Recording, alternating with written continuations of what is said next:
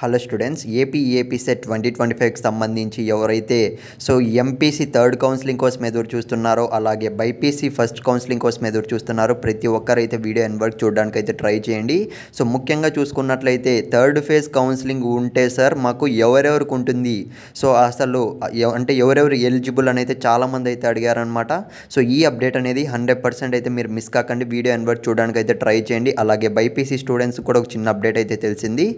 ఇక మనం video start చేసే ముందు మీరు ఇంకా మన ఛానల్ సబ్స్క్రైబ్ చేసుకోకుంటే వెంటనే ఛానల్ అనేది సబ్స్క్రైబ్ చేసుకొని పెట్టుకోండి. మీ ర్యాంక్ ఎంతో కామెంట్లో పెట్టడానికి అయితే ట్రై చేయండి.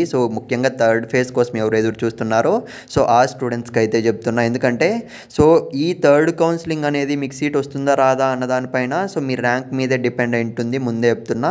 ఇక మనం ఏమాత్రం ఆలస్యం చేయకుండా వీడియోలోకి అయితే వెళ్ళిపోదాం. స్క్రీన్ మీద అయితే గమనించండి. ముఖ్యంగా ఈ అప్డేట్ గురించి అయితే మనం ఆల్రెడీ లాస్ట్ వీడియోలో అయితే డిస్కస్ చేసాం కదా. త్వరలో ఇంజనీరింగ్ 3వ విడత కౌన్సిలింగ్ అని మెన్షన్ చేయడం అయితే జరిగింది. ఎందుకు ఈ థర్డ్ కౌన్సిలింగ్ అనేది మేము నిర్వహిస్తున్నాము అని అయితే గవర్నమెంట్ కూడా క్లారిటీ అయితే ఇవ్వడం జరిగింది. ముఖ్యంగా 35,000కు పైగా సీట్లు ఉండడం వల్ల చూసుకున్నట్లయితే మొదటి విడత కౌన్సిలింగ్ అనేది కంప్లీట్ అయిన తర్వాత ఇంకా మనకు దాదాపు 20,000 సీట్లు మిగిలాయి.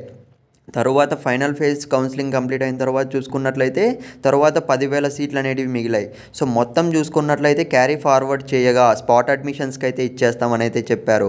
కానీ మనకు సీట్లు ఎక్కువ ఉండడం వల్ల చూసుకున్నట్లయితే థర్డ్ ఫేజ్ అనేది నిర్వహించాలి అని అయితే వాళ్ళు ఫైనల్గా డిసైడ్ కావడం అయితే జరిగింది. ఇక్కడే స్టూడెంట్స్ అందరిలో డౌట్ అనేది నెలకొందనమాట.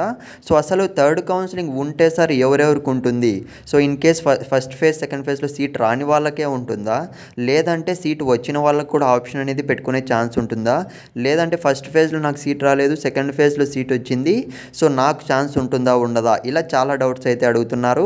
అందుకే ఈ వీడియోలో అయితే క్లారిటీ ఇద్దామని అయితే చేస్తున్నా.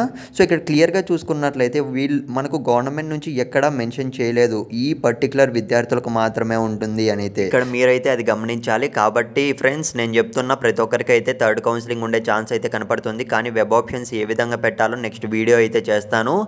ఖచ్చితంగా మీరైతే ఛానల్ సబ్స్క్రైబ్ చేసుకోండి. మీకు ఎంత ర్యాంక్ వచ్చిందో కామెంట్ చేయడానికి అయితే ట్రై చేయండి. ఇకపోతే ఎప్పుడు ఉండొచ్చు సార్ ఈ థర్డ్ కౌన్సిలింగ్ అని అయితే చాలా మందిలో డౌట్ అయితే ఉంది.